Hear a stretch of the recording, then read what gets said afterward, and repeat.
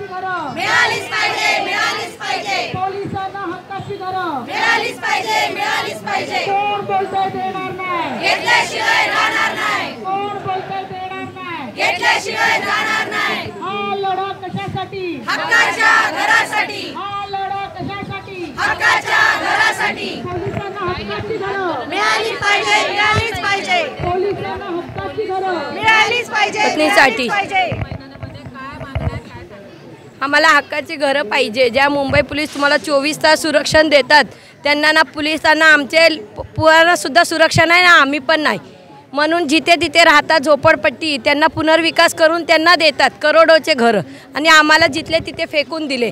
आम्हाला आमची मागणी हेच आहे की आम्हाला लवकरात लवकर घरं पाहिजे.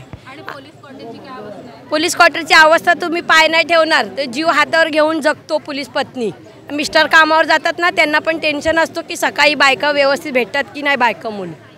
आणि पोलीस जसं मरतो ना तसे त्याचे बायका पोरांना पण काढून टाकतात. हे आमची अवस्था आहे मुंबई पोलीसमध्ये असून.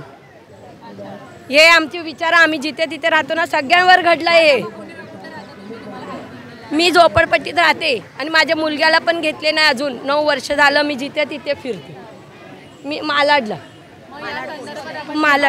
अंधेरी ईस्टमध्ये सगळ्यांना केलेली. अंधेरी ईस्ट पोलीस क्वार्टरमध्ये राहतो तिथे जाऊन बघा आमचे स्लॅब पडतात आणि सगळं पडले. आता परवा दिवशीच पडलं आहे 6 नंबर पोलीस याच्यात आमच्या 10C मध्ये.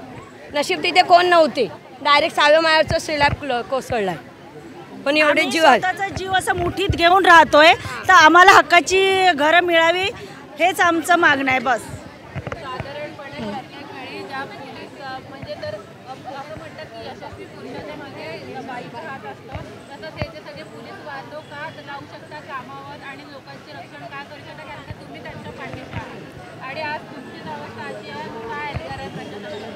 प्रशासनाची आमच्या ह्याच्यापुढे निषेध करतो कारण त्यांना कळायला पाहिजे इतके वर्षानुवर्ष आमचे मिस्टर जातात आणि सेवा देतात.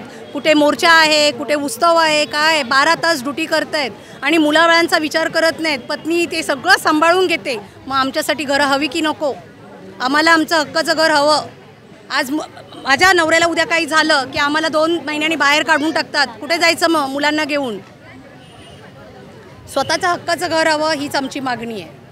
आमचा विचार करायलाच पाहिजे. ज्याप्रमाणे आता पाहतोय आपण की पोलीस पत्नींना अशा अवस्थेत राहावं लागते आणि तरीसुद्धा प्रशासन ऐकत नाही. किंवा आंदोलन आम्ही आत्ता तरी हेच आमचं दुसरं आंदोलन आहे. ह्याच्या आधीसुद्धा आम्ही केलेले आहेत. फक्त आश्वासनं मिळतात पत्रव्यवहार होतो आश्वासनं देतात की आम्ही करू करू करू पण पुढचा काहीच म्हणजे त्यांच्याकडून कुठलंही पाऊल उचललेलं जात नाही. त्याच्यामुळे आता ह्यापुढे जर नाही सकारात्मक काही घडलं अजूनही आम्ही विश्वास ठेवून आहोत आजही की आमचं शिष्टमंडळ गेलेलं आहे आता तिथे विधान भवनात. पण जर त्यांच्याकडून आम्हाला काही सकारात्मक येईल ह्याच याच्यावरती आहोत.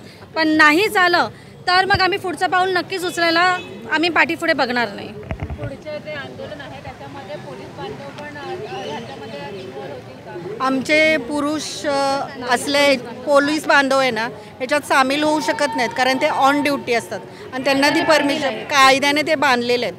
पण आम्ही महिला नाही आहे बांधलेला म्हणून आम्ही आंदोलन करणारच आहोत परत. आणि एक घोषणा पोलीस पत्नी एकता मंचाचा